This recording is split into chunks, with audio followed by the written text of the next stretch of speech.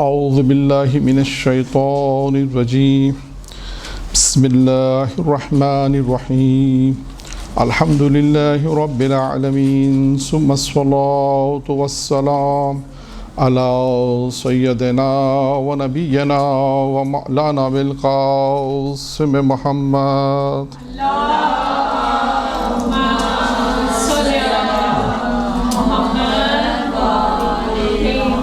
وآل بیتہ الطیبین الطاہرین المعصومین المنتخبین الميامین اما بعد قال سبحانہ تعالی فی کتابہ الکریم بسم اللہ الرحمن الرحیم ان رحمت اللہ قریب من المحسنین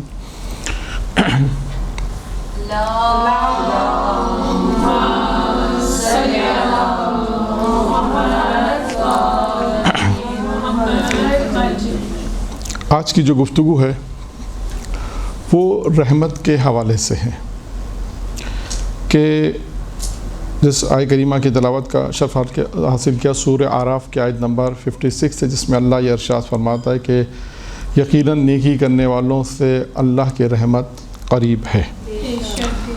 اب اللہ کی رحمت سے یعنی اللہ کی رحمت سے کیا مراد ہے؟ اللہ کا لطف و کرم ہے، اللہ کا رحم و کرم کرنا، یہ ساری چیزیں اس میں آتی ہیں۔ رحمت پروردگار کے متعلق یعنی یوں کہیں کہ ہر انسان یہ چاہتا ہے کہ اللہ کی رحمت حاصل کرے، یعنی کوئی انسان بھی ایسا نہیں ہوگا کہ جو اللہ کی رحمت نہیں چاہتا ہوگا۔ اگر آپ کسی سے بھی گفتگو کریں اور کہیں کہ اللہ کی رحمت چاہیے، وہ کہے گا بالکل اللہ کی رحمت چاہیے، اللہ کا لطف و کرم چاہیے، اللہ کی محبت چاہیے، کیونکہ اللہ اچھا اب سوال یہاں پر یہ آئے گا کہ اللہ کن پر رحم کرے گا؟ کیونکہ خود یہ روایتوں میں ہے، جو روایتیں میں آج بیان کروں گا، کہ اللہ رحم کرے، کن لوگوں پر رحم کرے۔ لیکن اس سے پہلے اللہ کی رحمت کے متعلق دو روایتیں میں آپ کے سامنے پیش کرتا ہوں، تاکہ یہ پتہ ہو کہ اللہ کی جو رحمت ہے یہ رحمت کتنی وسعت رکھتی ہے۔ اس رحمت کے متعلق انسان کو اللہ کی رحمت کے متعلق یہ علم ہو کہ یہ رحمت پروردگار کی وسعت کتنی ہے۔ اب یہاں پر جو روایت پیش کرنی ہے وہ ہے ہمارے چوتھے امام، امام زین العابدین علیہ الصلاۃ والسلام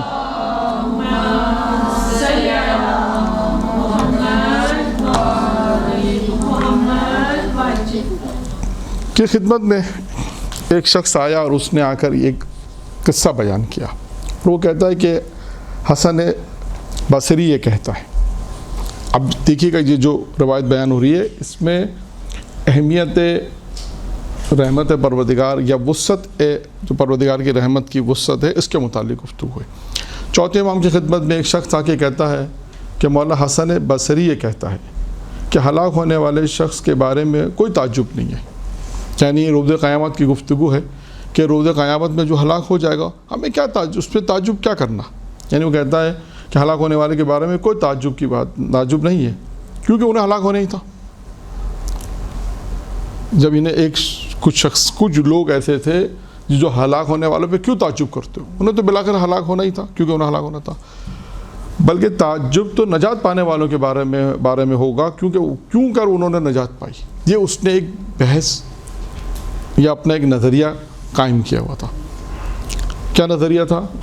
کہ روز قیامت میں جو ہلاک ہوئے تو انہیں ہلاک ہونا ہی تھا، اس پہ انسان اگر ہم تعجب کریں کہ اتنے سارے انسان ہلاک ہو گئے، اور انسان اگر اس پہ تعجب کرے تو وہ کیا کہتے ہیں کہ اس پہ کیا تعجب کرنا، کیونکہ انہوں نے تو ہلاک، بلکہ تعجب تو مجھے اس بات پر ہے کہ جو نجات پا گیا، جسے نجات ملی، اس پہ انسان تعجب کرے۔ یہ ان کا ایک نظریہ تھا، یہ گفتگو تھی جو انہوں نے کہی تھی۔ پھر اس کے بعد کہتے ہیں کہ جب اس شخص نے چوتھے امام کی خدمت میں یہ جملہ ان کا حسن بصری کا جب بیان کیا تو امام علیہ السلام نے سننے کے بعد اس کے بعد یہ فرمایا، اب امام نے فرمایا میں یہ کہتا ہوں، دیکھیں اب امام نے ایک بات بیان کی، کہتے ہیں میں یہ کہتا ہوں کہ نجات پانے والوں میں تعجب کی کوئی بات نہیں، یعنی اس کے بالکل برعکس نظریہ ہو گیا۔ وہ کس چیز پہ تعجب کر رہا تھا کہ کیوں نجات ہوئی، جنہیں ہلاک ہونا تھا ہلاک ہو گیا، نجات کیوں ہوئی، تعجب ان پہ جنہوں نے نجات پائی۔ امام بالکل برعکس، بالکل امام کہتے ہیں کہ میں کہتا ہوں کہ نجات پانے والوں میں تعجب کی کوئی بات نہیں ہے، کیونکہ انہوں نے کیونکہ انہوں نے نجات حاصل کی، کیوں انہوں نے نجات پایا. امام کہتے ہیں اس میں کوئی تعجب کی بات نہیں ہے کہ انہوں نے نجات، بلکہ تعجب اس پر، اب امام کہتے ہیں تعجب اس بات پر ہے کہ خدا کی اتنی رحمت، اتنی وسیع رحمت ہونے کے باوجود لوگ ہلاک کیوں ہو گئے. اب آپ نے دیکھا فرق، امام علیہ السلام نے جو فرق بیان کیا ایک، اور دوسرا اللہ کی رحمت کتنی، اللہ کی اتنی وسعت ہے، اللہ کی رحمت اتنی بڑی رحمت ہے، اتنی وسعت ہے، رحمت پروردگار ہے. مجھے تعجب اس بات پر ہے کہ وہ لوگ کیسے ہلاک ہو گئے. یعنی ان لوگوں کے پاس، یعنی اللہ کی اتنی رحمت تھی جسے ہم شاید بیان نہیں کر سکتے. پروردگار کی اتنی رحمت ہے کہ ہم اسے بیان نہیں کر سکتے. امام فرما رہے ہیں تعجب ہمارا ان پر ہے کہ وہ اللہ کی اتنی وسعت اور اتنی وسیع رحمت ہونے کے باوجود بھی ہلاک ہو گئے. تو اب سمجھ میں آئے کہ پروردگار عالم کی رحمت کتنی، رحمت میں وسعت کتنی ہے. ایک اب یہاں پر خود امام علیہ السلام کی ایک روایت اور بھی ہے کہ 3 صفات ہوتے ہوئے مومن ہلاک نہیں ہوگا. جس مومن میں 3 صفتیں ہوں گی وہ ہلاک نہیں ہوگا. یہ بھی روایت چوتھے امام ہی کی روایت ہے جس میں امام ارشاد فرماتے ہیں پہلی چیز کیا ہے کہ جو مومن میں ہو ہلاک نہ ہو، کا اللہ کی وحدانیت کا اقرار، یہ جو کہتا ہے لا الہ الا اللہ کہ اللہ کے سوا کوئی نہیں، اور یہ اللہ کی وحدانیت کا اقرار کرے اور یہ کہے کہ اللہ کا کوئی شریک نہیں ہے. یعنی یہ 2 چیزیں، ایک اللہ الہ الا اللہ کلمہ پڑھے کہ مسلمان، یعنی وہ کہ جو اقرار کرے، اس بات کا اقرار کرے خدا کی وحدانیت کا، اور یہ اقرار کرے کہ لا الہ الا اللہ کہ اللہ شریک اللہ، کہ اللہ کا کوئی شریک نہیں ہے. پہلا اگر جو شخص جس کے پاس یہ صفت ہوگی وہ ہلاک نہیں ہوگا امام فرماتے ہیں. دوسری چیز امام فرماتے ہیں جس سے انسان ہلاک نہیں ہوگا، جس کے پاس یہ صفت ہوگی، یعنی یہ اعتقاد اور یہ عقیدہ ہوگا، وہ ہے حضرت محمد مصطفیٰ صلی اللہ علیہ وآلہ وسلم کی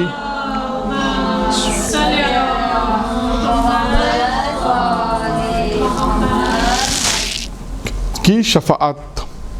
یعنی جس کا یہ عقیدہ ہوگا کہ روز قیامت میں حضرت محمد شفاعت کریں گے وہ ہلاک نہیں ہوگا. اور تیسری صفت کیا ہوگی مومن میں ہلاک ہونے سے بچائے گی کہ اس کا یہ عقیدہ ہوگا کہ خدا کی رحمت، خدا کی وسیع رحمت ہے، خدا کی جو رحمت ہے وہ وسعت رکھتی ہے، وہ وسیع رحمت ہے. یعنی یہ 3 صفتیں رکھنے والے شخص چوتھے امام فرماتے ہیں کہ ہلاک نہیں ہوگا. یہ تھوڑا سا میں نے آپ کے سامنے ایک مقدمے کے طور پہ یہ 2 روایتیں پیش کی کہ اللہ کی رحمت کے متعلق ہمارے پاس ایک ہو کہ اللہ کی رحمت کتنی وسعت رکھتی ہے، کتنی وسیع ہے. اور امام نے فرمایا کہ مجھے تعجب کس پر ہے؟ ان ہلاک ہونے والوں پہ تعجب ہے کہ اللہ کی اتنی وسعت، بڑی رحمت ہونے کے بعد اتنی اللہ کی رحمت اتنی وسیع تھی، اس کے باوجود یہ کیسے ہلاک ہو. تو پہلے ہم نے یہ سمجھنا ہے کہ اللہ کی رحمت جو ہے وہ وسیع ہے. ایک اب آئیے کہ یہاں پر اسی بات کو آگے بڑھاتے ہوئے لیکن موضوع ہم تھوڑا سا چینج کر دیتے ہیں. موضوع ہیڈنگ جسے ہم کہتے ہیں کہ اللہ کی رحمت کے اسباب،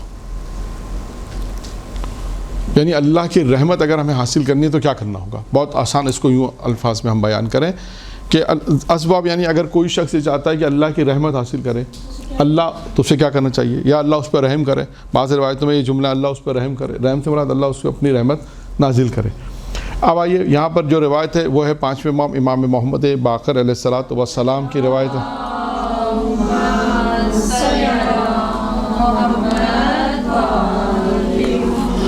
اب امام فرماتے ہیں کہ اللہ کی بارگاہ میں اچھی طرح رجوع کر کے اپنے آپ کو اس کی رحمت اور بخشش کے لیے تیار کرو. بخشش کے لیے تیار، اپنے آپ کو اس کی بخشش کے لیے، اس کی رحمت اور بخشش کے لیے کرو. یعنی کیا کہا امام نے؟ امام نے کہا کہ اللہ کی بارگاہ میں اچھی طرح رجوع کرو، یعنی خشوع خضوع کے ساتھ. اچھی طرح سے مراد کیا ہے کہ انسان جب خدا کی بارگاہ میں جائے تو خشوع خضوع کے ساتھ بارگاہ میں جائے، اچھی طرح بارگاہ میں جائے اور اپنے آپ کو اس کی رحمت اور بخشش کے لیے کرو. اور اچھی طرح رجوع کرنے کا پھر اس کا طریقہ بتایا، اس جملے کی وضاحت بھی آ گئی. اور اچھی طرح رجوع کرنے کے لیے یعنی رات کی تاریکیوں میں خالصتاً دعا اور مناجات کے ذریعے اس سے مدد حاصل کرو. یعنی امام نے فرمایا کہ انسان اپنے آپ کو اللہ کی رحمت اور بخشش کے لیے جو تیار کرے وہ کس کے لیے، کس طرح؟ پہلا طریقہ کیا ہے؟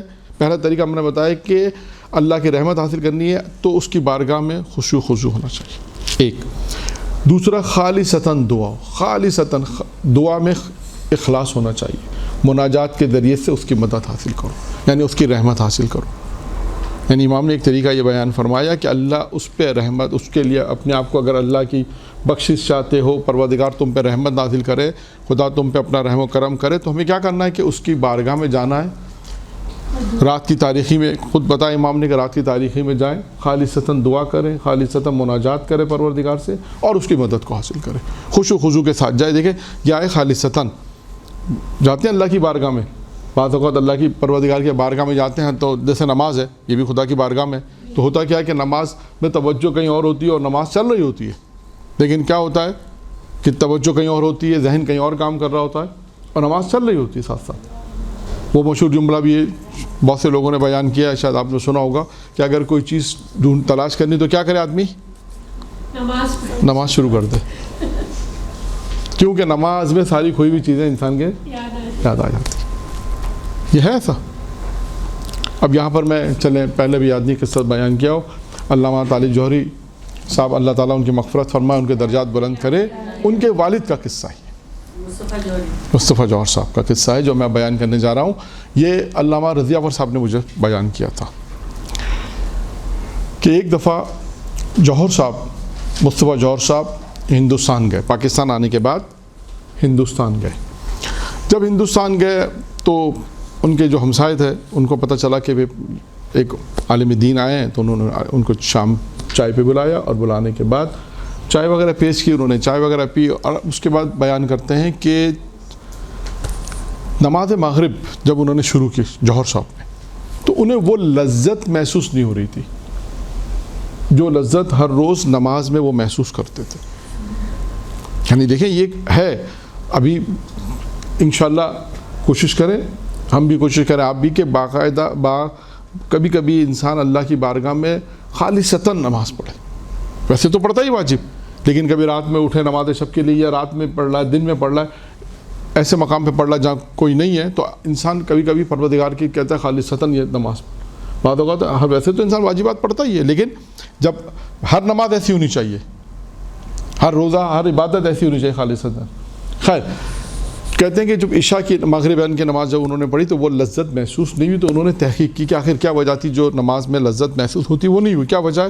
تو تحقیق جب انہوں نے کی تو پتہ یہ چلا کہ جو چائے انہیں دی گئی تھی، اس چائے میں جو دودھ ڈالا تھا وہ ہندو نے ڈالا تھا،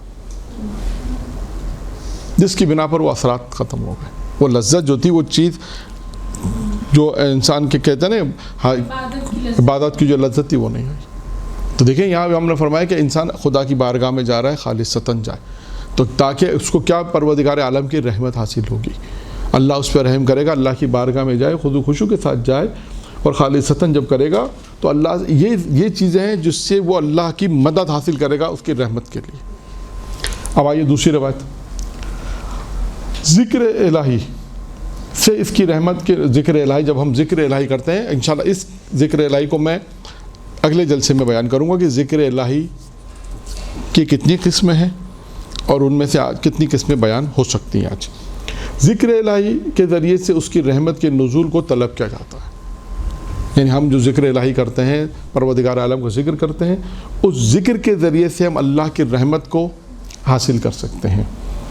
اچھا، اب آئیے ایک تیسری چیز کیا ہے کہ اللہ کی رحمت موضوع ہے، اللہ کی رحمت کے اسباب۔ ہم کیا سبب ہے کہ اللہ کی رحمت کے اسباب، یعنی کیا چیزیں ہیں کہ جو اللہ کی رحمت ہم پر نازل ہو۔ پہلی چیز میں نے بیان کر دی، بارگاہ خداوندی میں جائے انسان، خالصتاً جائے اور رحمت۔ دوسری چیز ہے ذکر الہی۔ ذکر الہی بہت وسیع موضوع ہے، خود ایک وسیع موضوع ہے، اگر انشاءاللہ اگر ابھی بیان ہوگا تو آپ دیکھیے گا کہ یہ ذکر الہی کی کتنی قسمیں ہیں، اور ہر قسم میں خود قسمیں کتنی دوسری بن جاتی ہیں۔ پھر آئیے عفو اور بخشش کے ذریعے رحمت خدا کو حاصل کرو، یعنی معاف کرنا سیکھو، معاف کرو، بخشش کسی کو، یعنی اگر کوئی چاہتا ہے کہ رحمت خدا حاصل ہو تو اس کا کیا کام ہے؟ معاف کرے، معاف کرنا سیکھے۔ دیکھیے یہ وہ چیز ہے کہ معاف کرنا وہ ہے کہ آپ دیکھیں ائمہ علیہ السلام کی سیرت میں آپ کو تمام 14 معصومین کے واقعات میں، جناب زہرا پیغمبر کے واقعات میں، امیر المومنین کے واقعات میں آپ کو بہت ساری چیزیں ملیں گی جو جب کسی نے ان کے ساتھ بد تہذیبی کی، نازیب الفاظ ادا کیے، غصہ کی، تو امام علیہ السلام نے اسے معاف کر دی. اور خداوند متعال اپنے نبی جناب موسیٰ کو بھی یہ وصیت کی ایک مقام پر کہ موسیٰ، تین جملے، لیکن میں دو جملے بیان کرتا ہوں. ایک تو میرے موضوع سے متعلق ہے. دیکھیں کہ جس میں جناب موسیٰ سے کہا، موسیٰ جب ہماری مخلوق میں سے کوئی تمہارے پاس آئے اور اس سے غلطی ہو جائے تو تم اسے معاف کر دو. کیوں؟ اب موسیٰ، پروردگار نے موسیٰ سے کہا کیوں معاف کرو اسے، کیا وجہ ہے؟ کیا کہا؟ اس لیے کہ جب تم سے بھی خطا ہوتی ہے ہم بھی تو تمہیں معاف کر. آج ہمارے معاشرے میں بہت ساری جو مسائل ہیں وہ اسی وجہ سے چلتے. ہم کیوں معاف کریں انہیں؟ ہم کیوں عطا کریں؟ ہم کیوں معاف کریں؟ بھائی جب انہوں نے غلطی کی تو وہ معافی مانگے. ٹھیک ہے، بعض اوقات ایسا ہوتا ہے کہ ہماری غلطی نہیں ہوتی، لیکن پھر بھی انسان اپنے آپ کو اگر ایک قدم آگے بڑھا دے گا، ٹھیک ہے کہتے ہیں ہماری غلطی نہیں ہے، تب بھی اگر بعض لوگ ایسے ہوتے ہیں انہیں معافی نہیں کرنا، وہ بات ہی نہیں کرنا چاہتے، وہ الگ موضوع ہوتے ہیں. بہت سے لوگ ایسے کہے گا ہمیں آپ سے بات ہی نہیں کرنی، ایسا اگر تو وہ بحث دوسری ہے. جہاں پر کیا کہ انسان سے اگر کوئی عذر پیش کرتا ہے تو کہتے ہیں کہ یہاں پہ معاف کر دو. یعنی معافی کے ذریعے سے، بخشش کے ذریعے سے رحمت پروردگار نازل ہوتی ہے. یعنی انسان اگر رحمت پروردگار کا سبب جو بنتا ہے وہ معافی کے ذریعے سے. وہ پیغمبر کی بہت مشہور روایت ہے، آپ نے بہرحال سنی ہوگی کئی دفعہ. 5ویں امام سے بھی روایت ہے کہ 3 کام انجام کرو. 3 کاموں کے متعلق ہے. معاف کرو اس کو جس نے تم پہ ظلم کیا ہے. عطا کرو اس کو جو تمہیں محروم کرتا ہے.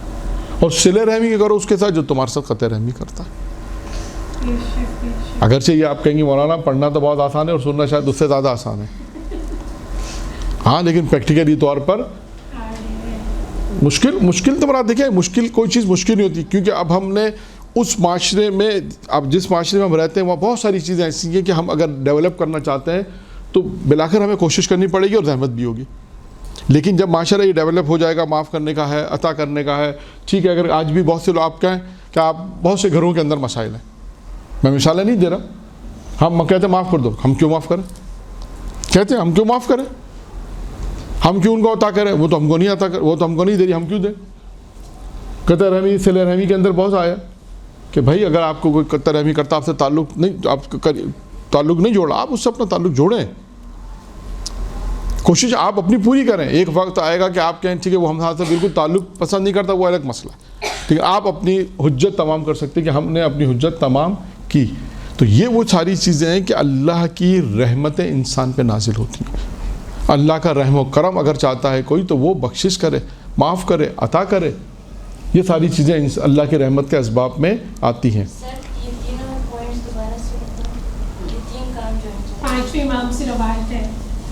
پانچویں امام سے روایت ہے کہ معاف کرے اس کو جو آپ پہ ظلم و ستم کرے،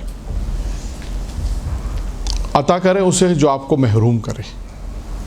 جو آپ کو نہیں دے رہا، آپ کو عطا نہیں کرتا، کوئی چیز نہیں دیتا، مثلا بہت ساری چیزیں ہوتی ہیں جب انسان زندگی میں رہتا ہے، آپ کو پتہ ہے کہ مجھے کوئی چیز دیتا، آپ اس کو دیں تحفے طائف کے ذریعے. کیونکہ تحفے طائف خود ایک محبت کا ذریعہ ہے. ایک دوسرے کی جو محبت پیدا ہوتی ہے گھروں کے اندر، معاشرے میں، سماج میں، ہر جگہ، وہاں خود تحفے طائف جو اسلام نے کہا ہے کہ ایک دوسرے کی محبت بڑھتی، وہ یہی ہے کہ ایک آپ کو پتہ ہے کہ وہ آپ کو کچھ تحفہ نہیں دینا، آپ نے کہا کچھ چھوٹا سا تحفہ انہیں دے دیا جائے. تو کیا یہ تحفے طائف دینا جو ہے یہ خود ایک بخشش کرنا ایک دوسرے کو، یہ خود ایک دوسرے کی محبت کا سبب بھی بن رہا ہے اور اللہ کی رحمت کا سبب بھی بن رہا ہے ساتھ. اور تیسری چیز ہے صلہ رحمی. اگر کوئی آپ کے ساتھ قطع رحمی کرتا ہے، تعلق توڑتا ہے، قطع رحمی کرتا ہے، تو آپ اس کے ساتھ صلہ رحمی کریں. چوتھی چیز ہے رحم و کرم. یہی وہی چیز ہے، رحم و کرم بجا لانے سے اللہ کی رحمت کے نزول. وہی رحم و کرم، کسی کے ساتھ محبت سے پیش آنا، کسی دوسروں کے ساتھ. بعض میں دوسری روایت میں کہ کمزوروں پر، جو ناچار ہیں ان پہ رحم و کرم انسان کرے.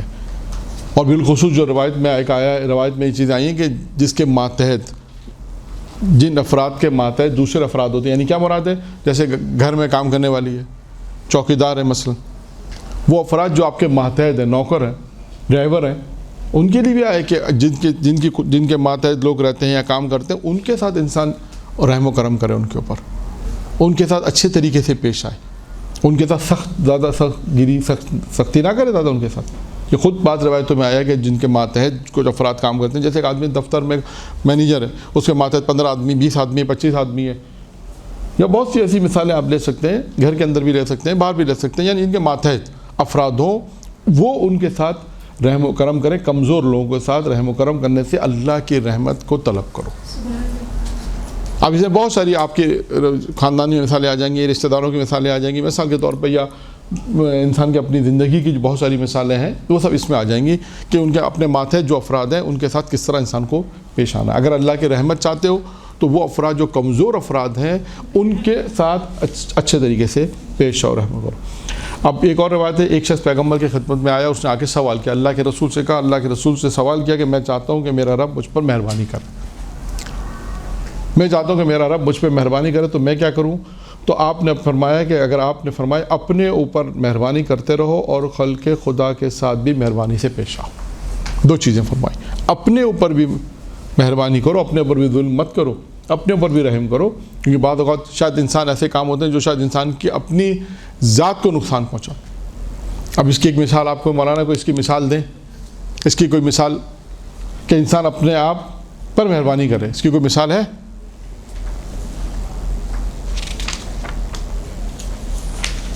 امام حسین علیہ السلام کسی نے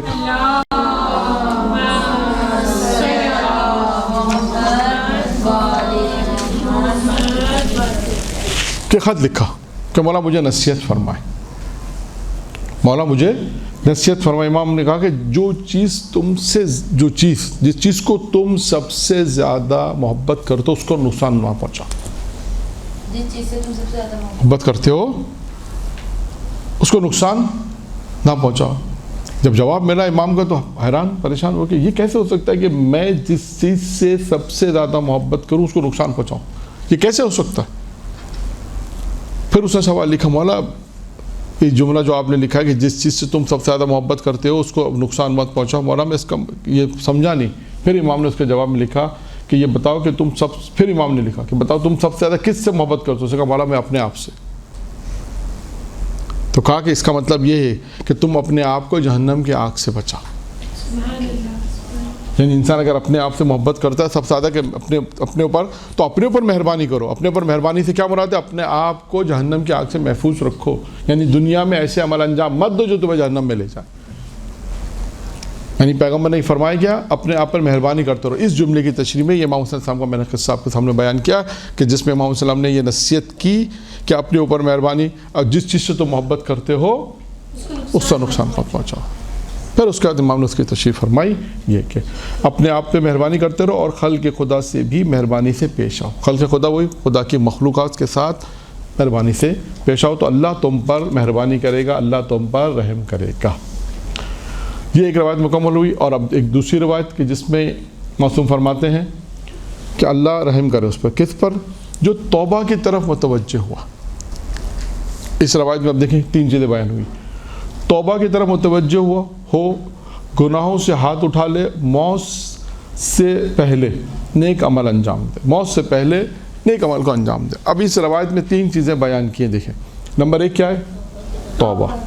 توبہ کی طرف انسان متوجہ رہے.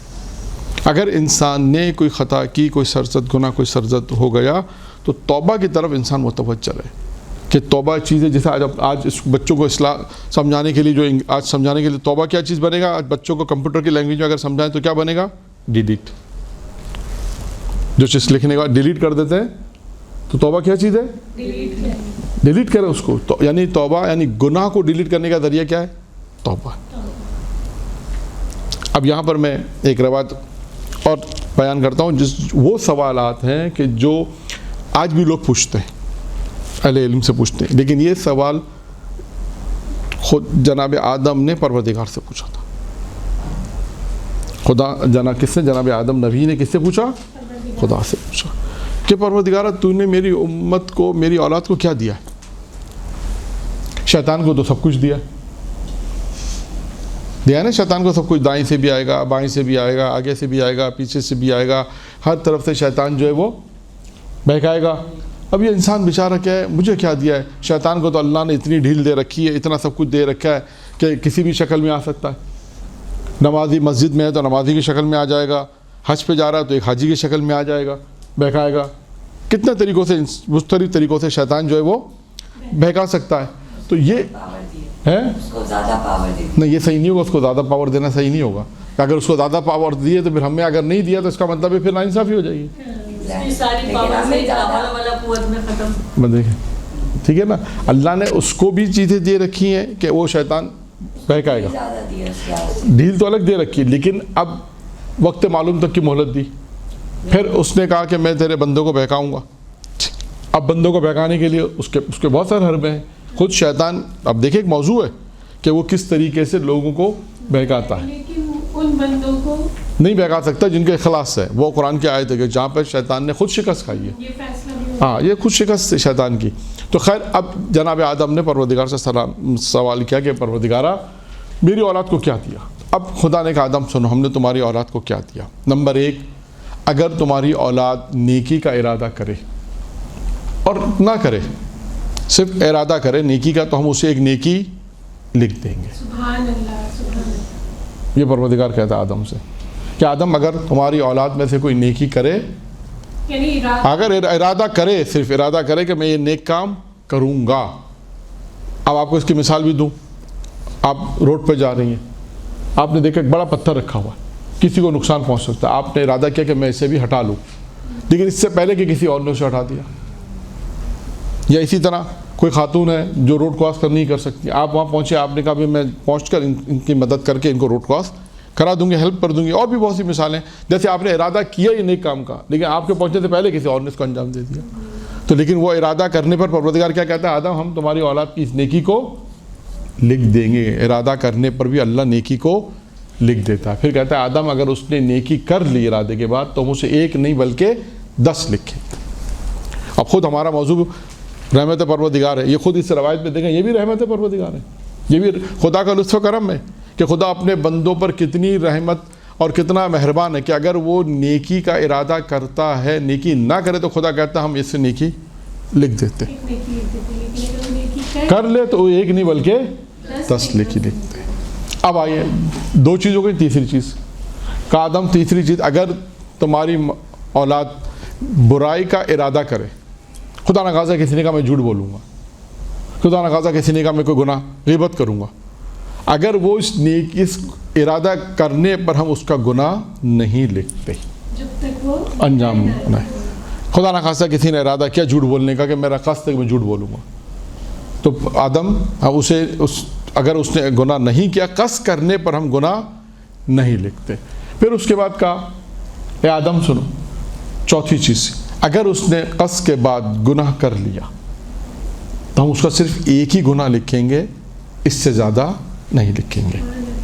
اور بعض روایتوں کے مطابق اگر ہم بعض روایتوں کو اس میں شامل کریں تو پروردگار عالم 7 گھنٹے مہلت رکھتا ہے، بعض میں 3 گھنٹے ہے، بعض میں 7 گھنٹے کی مہلت دیتا ہے کہ وہ توبہ کر لے. اور 5ویں چیز توبہ ہی ہماری، یعنی کہا اے آدم ہم نے تمہاری اولاد کو 5 چیز ادا کی ہیں. 5ویں چیز کیا ہے؟ توبہ ہے. اگر وہ مرنے سے پہلے سچے دل سے اگر توبہ کر لے تو ہم اس کے سارے گناہ معاف کر دیں.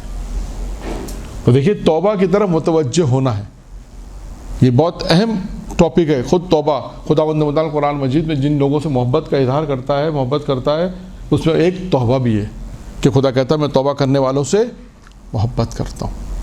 اب دیکھیں گفتگو ہماری رحمت کی بھی ہے کہ اللہ جو توبہ کرتا ہے پروردگار عالم اس سے محبت کرتا ہے. تو یہ توبہ انشاءاللہ میں نے ذہن میں نہیں کہ پہلے شاید امیر المومنین کی ایک روایت پہلے بھی بیان کی تھی، ابھی وقت نہیں ہے، لیکن کہ جہاں پر امیر المومنین نے 6 چیزیں بیان کی ہیں کہ حقیقی توبہ کسے کہتے ہیں. توبہ حقیقی یہ توبہ نہیں ہے جو ہم بعض اوقات توبہ کرتے ہیں، توبہ استغفر توبہ کر کے پھر تھوڑی دیر پھر وہی گناہ. اکثر دیکھا آپ نے لوگوں جو باتیں ہیں توبہ استغفر لگان پکڑا ہاتھ کر کے تھوڑی دیر بعد بھول جاتے ہیں. یہ توبہ کی مراد نہیں ہے، یہ توبہ نہیں ہے. توبہ حقیقی توبہ کسے کہتے ہیں پھر انشاءاللہ بیان کریں گے. لیکن اس روایت میں کہ اللہ رحم کرے اس پر جو توبہ کی طرف متوجہ ہے، جو کہ توبہ کی طرف متوجہ کہ ایک چیز ایسی اللہ نے رکھی ہے.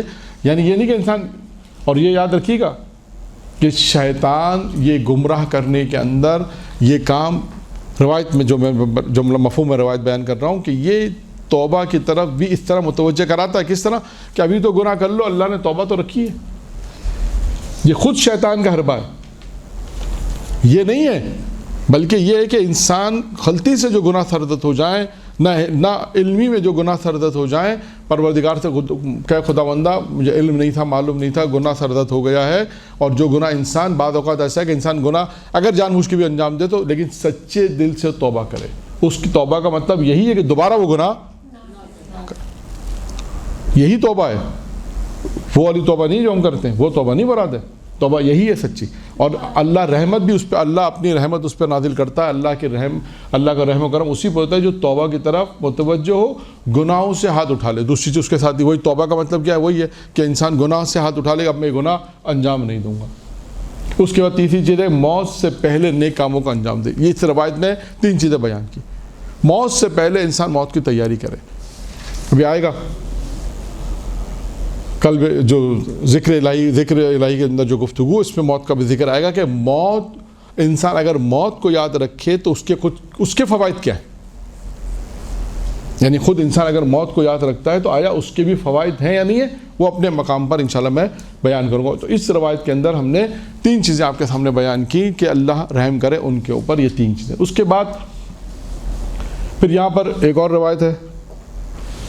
اچھا، اب یہاں پر ایک روایت میں بیان کرتا ہوں نیک اعمال کے سلسلے میں. اچھا، میں نے آپ کے سامنے کوئی روایت بیان نہیں کی بھی، نیک اعمال بیان کہ موت سے پہلے کیا کرے، نیک اعمال کرے. اچھا، اب ممکن ہے کوئی سوال کرے آپ میں سے، یہ سوال نہیں بھی کرتا تو میں ایک روایت بیان کر دیتا ہوں کہ وہ نیک اعمال کیا ہے.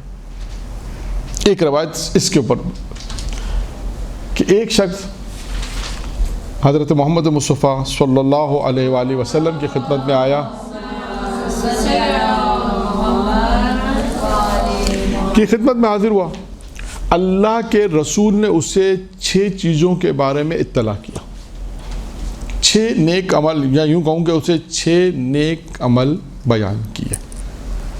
دیکھیں نا، گفتگو ہماری تھی موت سے پہلے نیک عمل. وہ نیک عمل کا فائدہ کیا ہے؟ اللہ کی رحمت، اللہ کا لطف و کرم، اللہ کا مہربان ہونا. پھر آیا کہ نیک عمل، تو وہ نیک عمل کرے، موت سے پہلے نیک عمل کرے. تو نیک عمل کیا ہے؟ کوئی سوال کر سکتا ہے. تو بہت سارے نیک عمل تو ویسے بہت سارے ہی ہیں، لیکن ایک روایت یہاں پر رسول خدا کی میں بیان کرتا ہوں کہ جس میں رسول خدا کے بعد ایک شخص آیا اور آنے کے بعد اس نے کہا، اللہ کے رسول سے کہا کہ اللہ کے رسول نے اسے 6 چیزوں کے متعلق فرمایا. نمبر 1، اللہ نے کہا، اللہ کے رسول نے کہا کہ اگر تو یہ چاہتا ہے کہ اللہ تجھ سے محبت کرے، اگر تو یہ چاہتا ہے کہ اللہ تجھ سے محبت کرے تو تو کیا کر؟ اللہ کا تقوی اختیار کر. نمبر 1، میں صرف جلدی روایت بیان کر رہا ہوں، تفصیلات میں نہیں جا رہا. نمبر 2، اگر تو یہ چاہتا ہے کہ لوگ تجھ سے محبت کریں تو تو لوگوں کے مال سے دور ہو جا اور اپنی نگاہیں ان سے ہٹا لے، تو لوگ تجھ سے محبت کریں گے. 3، اگر تو چاہتا ہے کہ تیرا مال نشو و نما ہو، تیرا مال زیادہ ہو جائے تو صدقہ دے. 4، اگر تو چاہتا ہے کہ جسمانی تندرستی، صحت مند رہے تو باکثرت روزہ رکھ. اگر تو چاہتا ہے، طولانی زندگی چاہتا ہے تو صلہ رحمی کر. دیکھیں پھر صلہ رحمی کی گفتگو آ گئی. اگر تو چاہتا ہے طولانی زندگی، اگر آپ کسی، یہ دیکھیں یہ جتنی چیزیں میں بیان کر رہا ہوں یہ ہر انسان چاہے گا. اگر آپ کسی بھی انسان سے پوچھیں گے وہ کہے گا طولانی زندگی چاہیے. تو اس کے لیے ہمارے پروردگار نے، پیغمبر اللہ کے رسول نے بتا دیا، اگر طولانی زندگی چاہتے ہو کیا کرو؟ صلہ رحمی کرو. اور آخری جملہ 6 چیزیں بیان کی روایت میں، اگر تو چاہتا ہے کہ میرے ساتھ محشور ہو، روز قیامت میں اگر میرے ساتھ محشور ہونا چاہتا ہے تو طولانی سجدے کر.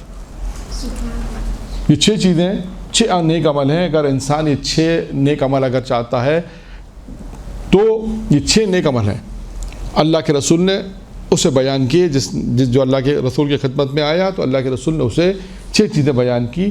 اگر تو چاہتا ہے کہ اللہ تجھ سے محبت کرے تو اللہ کا تقوی اختیار کر. اور اس کے بعد باقی چیزیں میں نے آپ کے سامنے اس روایت کو اس لیے صرف بیان کیا کہ نیک عمل، یہ نیک عمل صرف 6 نیک عمل آج ہم نے ایک اور روایت میں بیان کی. 6 نیک عمل کیا ہیں؟ پہلا نیک عمل ہے اللہ کا تقوی اختیار کر. دوسرا ہے کہ لوگوں کے مال سے اپنی نگاہ کو ہٹا لے، اپنے ہاتھ اٹھا لے. تیسرا یہ ہے کہ اگر تو یہ چاہتا ہے کہ تیرا مال بڑھے تو صدقہ دے، چاہتا ہے کہ تندرست رہے تو بکثرت روزہ رکھ، چاہتا ہے کہ طولانی زندگی ہو تو صلہ رحمی کر، اور تو چاہتا ہے کہ میرے ساتھ محشر ہو تو طولانی سجدے کر، سجدوں کو طول دے۔ پھر آئیے اس کے بعد دوسری روایت بیان کرتے ہیں کہ اللہ کی رحمت کن لوگوں پر ہے۔ اللہ تعالیٰ نے تمہیں اپنی اطاعت کا جو حکم دیا ہے اس پر عمل کر کے اللہ کی رحمت کے لیے اپنے آپ کو تیار رکھو۔ اب ایک اور طریقہ، ایک اور چیز ہے اللہ کی رحمت کا کہ ہر شخص یہ چاہتا ہے کہ اللہ کے، تو اس کا ایک طریقہ معصوم نے کیا فرمایا کہ اللہ نے جن چیزوں کو تمہیں اطاعت کے لیے کہا ہے، حکم دیا کہ یہ کام کرو، تو وہ اطاعت الہی، جن تمام واجبات کا اللہ نے حکم دیا ہے ان تمام واجبات الہی کو انسان اگر انجام دے گا تو معصوم فرماتے ہیں رحمت الہی اس پہ نازل ہو۔ وہ اب تمام واجبات، یہاں تمام اطاعت، جتنے بھی واجبات اللہ نے انسان پر، نماز ہے، روزہ ہے، حج ہے، زکوٰۃ ہے، امر معروف نہی منکر، جتنی بھی واجبات ہیں صلہ رحمی کے حوالے سے ہیں، جتنے بھی واجبات ہیں اللہ نے انسان پر واجب چیزیں عطا کی ہیں، تو اللہ تو مومن کا کام ہے کہ اس کی اطاعت کرے اور اس کی اطاعت کے ذریعے سے اللہ کی رحمت نازل ہوگی اس کے اوپر۔ پھر آئیے اس کے بعد ایک اور روایت ہے، اللہ اس شخص پہ رحم کرے جو نصیحت حاصل کرتا ہے۔ دیکھیے یہ ایک بہت اہم ہے ہمارے معاشرے کے اندر، ہم دیکھتے ہیں کہ لوگ بہت ساری چیزیں تھے اور بھی روایت میں کہ نصیحت حاصل کر رہے ہیں، اس سے عبرت بھی حاصل کر رہے ہیں، یعنی اللہ رحم کرے گا اس پہ جو نصیحتوں کو حاصل کرتا ہے۔ بہت سے ایسے افراد ہیں جو معاشرے میں، جو ہمارے سماج میں، معاشرے میں نصیحت جب دیکھتے ہیں، کسی کا واقعہ سنتے ہیں، کسی معصوم کا واقعہ سنتے ہیں تو اس سے عبرت حاصل کرتے ہیں، نصیحت لیتے ہیں کہ ان کے ساتھ معصوم کی کوئی روایت بیان کی، معصوم نے کہا کہ فلاں شخص نے ایک واقعہ بیان کیا، کہا دیکھو اس میں کتنی عبرت ہے، اس میں کتنا درس ہے، یہ نصیحت ہے تمہارے لیے۔ خود واضح نصیحت بھی انسان کے لیے ہے کہ جو چاہتا ہے کہ اللہ کی رحمت حاصل کرے تو واضح نصیحت پہ سے درس حاصل کرے۔ یہاں پر بھی یہی ہے کہ اللہ اس شخص پر رحم کرے، اللہ اس شخص پر رحم کو جو نصیحت رحم کرے جو نصیحت کو حاصل کرے۔ اس کے بعد ہے وہی ایک اور ٹکڑا روایت پہ جو پہلے گزر گیا، پھر آئیے وہ آیا تھا گناہوں سے ہاتھ اٹھا لے، یہاں پر بھی اس روایت نے گناہوں سے اپنے ہاتھ کو روکے اور عبرتوں سے فائدہ اٹھائے۔ دیکھیں اس روایت نے بھی 3 جملے بیان کیے، اللہ کن پر رحمت حاصل، اللہ کن پر اپنی رحمت کو نازل کرے گا۔ میں صرف آج آپ کے سامنے روایتیں بیان کر رہا ہوں کہ اللہ کی رحمت کے نزول کیا ہے، کیا اسباب ہے کہ اللہ کی رحمت نازل ہو۔ اگر انسان یہ چاہتا ہے کہ اللہ کی رحمت حاصل ہو تو کیا کام کرے، چند چیزیں میں نے بیان کی، اس کے بعد اس روایت میں کیا کہ نصیحت کو حاصل کرے، اور اس کا دوسرا ہے کہ گناہوں سے اپنے آپ کو، دیکھیں بار بار چیزیں تکرار ہوتی ہیں، گناہوں سے دوری، اللہ کی اطاعت، یہ چیزیں آپ دیکھیے گا تکرار ہے، مختلف روایتوں میں مختلف جہت سے بیان ہوئی ہے۔ یہاں پر بھی یہی ہے کہ اگر کوئی شخص چاہتا ہے تو وہ کیا کرے، اللہ کے اگر چاہتا ہے تو نصیحت حاصل کرے، گناہوں سے اپنے ہاتھ کو اٹھا لے اور عبرتوں سے فائدہ اٹھائے۔ عبرتیں وہی ہیں، اگر کسی کا کوئی خدا نخواستہ کوئی ایسا حادثہ ہوتا ہے جسے ہم کہتے ہیں دیکھو اس کو عبرت ملی، بہت سے واقعات سے انسان درس حاصل کرتا ہے، عبرت حاصل کرتا ہے، تو یہ عبرت حاصل جو عبرت حاصل کرتا ہے اللہ تعالیٰ اس پہ بھی اپنا رحم کرتا ہے۔ اور ایک اور روایت معصوم کی کہ اللہ اس پر رحم کرے، کس پر، جو امیدوں کو کوتاہ کرتا ہے، جو امیدوں کو کم رکھتا ہے، کہتے ہیں نا لمبی لمبی امیدیں رکھنے والے، جو لمبی لمبی امیدیں نہیں بلکہ اپنی امیدوں کو کم رکھے، زیادہ خواہشات نفسانی، زیادہ لمبی لمبی امیدیں نہ ہو کہ نفس میں کہ میں یہ بھی کر لوں گا، میں وہ بھی کر لوں گا، میں یہ بھی کر لوں گا۔ بہت سے ہوتے ہیں نا خواہشات نفسانی، جو نفس جو کہتا ہے کہ لمبی لمبی خواہشات، لمبی لمبی امیدیں، بہت زیادہ پلان، لمبے لمبے پلان بنانا نہیں، کہتے ہیں کہ جو امیدوں کو، جو اس کی امیدیں کم ہوتی ہیں، جو اپنی امیدوں کو کم رکھتا ہے اللہ اس پر رحم کرتا ہے۔ اپنی امیدوں کو کم رکھو، زیادہ یہ نہیں کہ میں یہ بھی کر لوں، میں وہ بھی کر لوں، میں اس طرح بھی کر لوں، میں اس طرح کروں، یہ سب چیزیں نہیں ہیں۔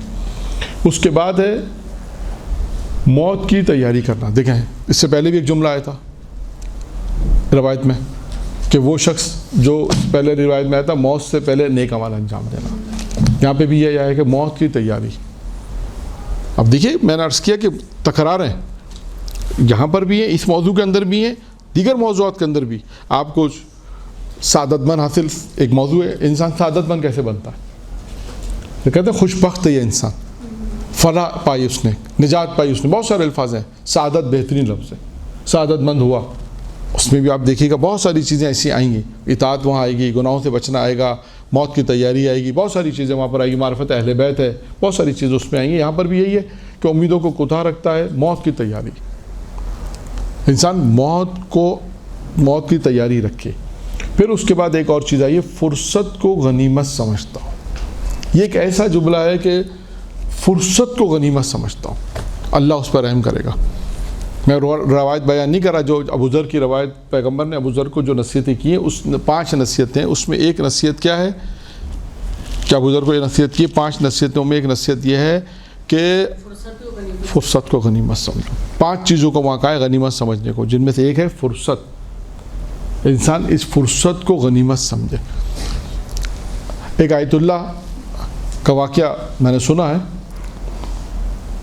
کہ انہوں نے اپنی زندگی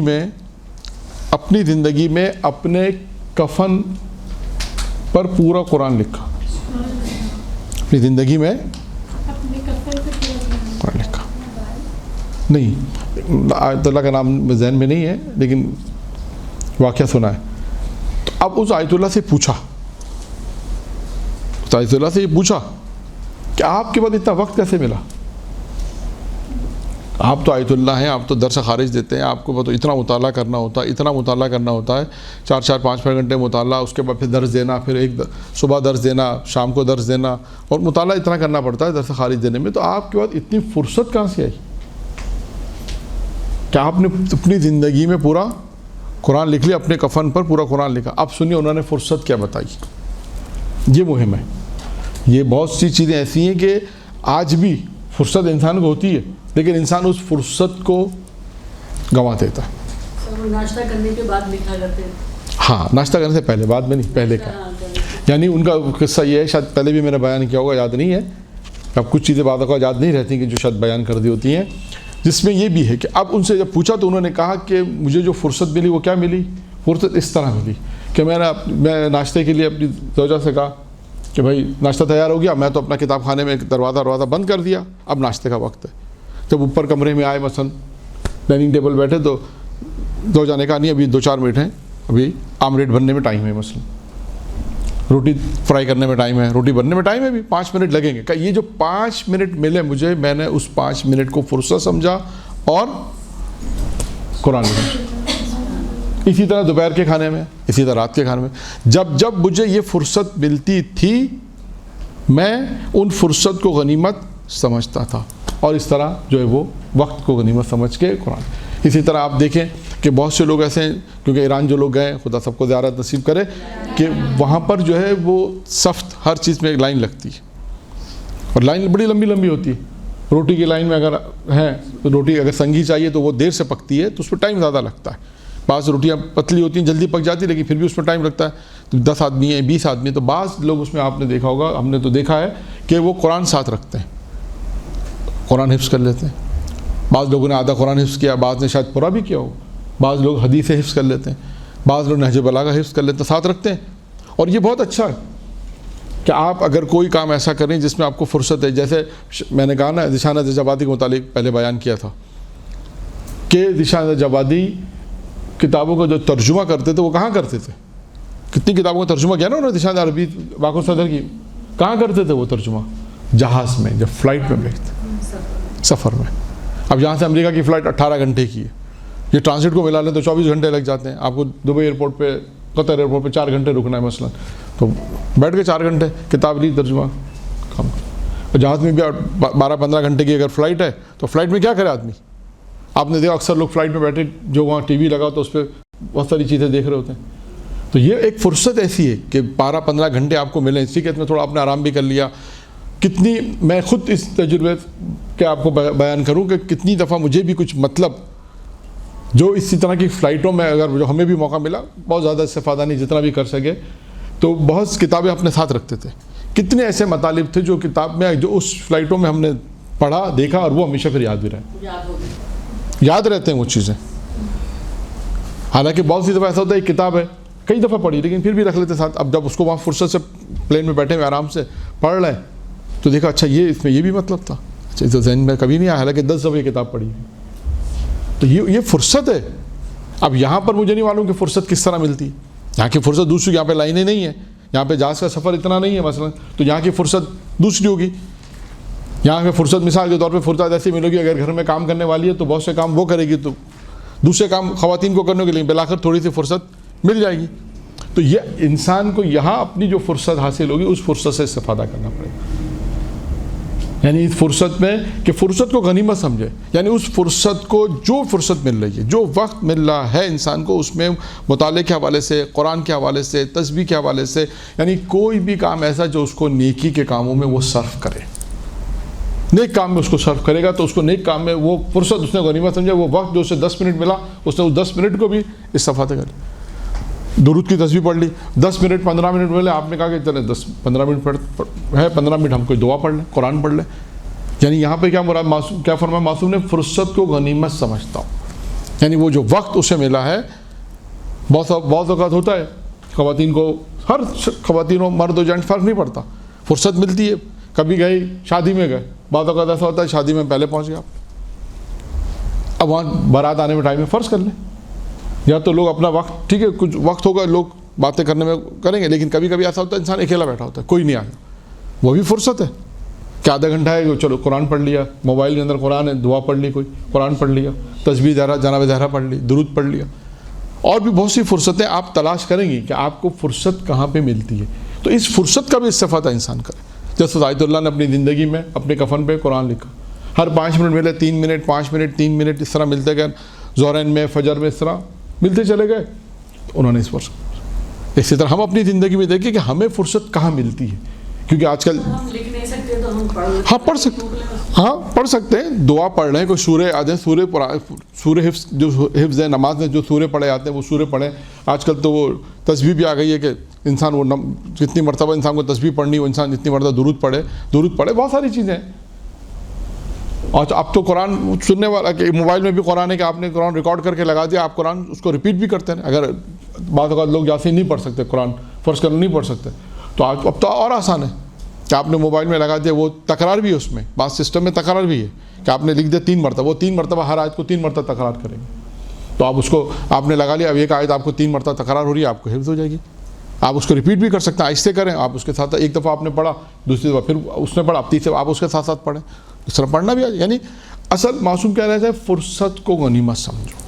اب یہ فرصت کو غنیمت سمجھنا کیا ہے کہ آپ کو پتہ کہ ہمیں فرصت کہاں مل رہی ہے، یہ آپ کے اوپر ہے کہ آپ کو اپنی زندگی میں روزانہ کتنا وقت ملتا ہے، فرصت کہاں آپ کو مل رہی ہے. جیسے 1-2 مثالیں میں نے دے دی، جو مثالیں ہیں جہاز فلائٹ وغیرہ کی مثالیں ہر ایک کے ساتھ نہیں ہیں، لیکن جن لوگوں کا سفر زیادہ ہے وہ بہتر جانتے ہیں.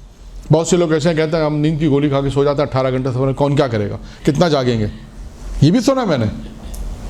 یا بہت لوگ جن کی زیادہ نیند آتی ہے وہ جہاز میں سو جاتے ہیں. بہت سے ایسے لوگ بھی ان کو نیند آتی کہتے ہیں ہمیں کوئی ٹینشن نہیں ہے، ایسا بھی ہے. تو کچھ لوگ ہیں اس وقت کو بھی استفادہ کرنے کے لیے، جیسے میں نے بعض لوگوں کی مثالیں دیں کہ اہل علم نے اس وقت کو کس طرح صرف کیا. اب آپ کو اپنی زندگی میں دیکھنا کہ وقت کہاں پہ ملتا ہے، اور اس طرح اس جملے کو، اس روایت کو میں مکمل کروں. آخری جملہ، پہلی چیز کیا تھی؟ جو امیدوں کو کم کرتا ہے، موت کی تیاری کرتا ہے، فرصت کو غنیمت سمجھتا ہے، اور آخری اس روایت میں ہے اور اعمال کے ذریعے زاد راہ تیار کرتا ہے. یعنی اعمال، اپنے نیک اعمال کے ذریعے سے اپنی آخرت کی تیاری کرتا ہے. مختصر جملہ جو کہ اپنے اعمال کے ذریعے سے اپنے زاد راہ، یعنی آخرت کے میں جو زاد راہ چاہیے، جو مال چاہیے آخرت کے لیے، جو مواد چاہیے اس کی تیاری کرتا ہے. اگر یہ 4 کام انجام دے گا تو معصوم فرماتے ہیں اللہ اس پر رحم کرے گا. وآخر دعوانا الحمدللہ رب العالمین. انشاءاللہ دوسرے جلسے میں پھر انشاءاللہ ذکر الہی کے مناسبت سے ہم گفتگو کریں.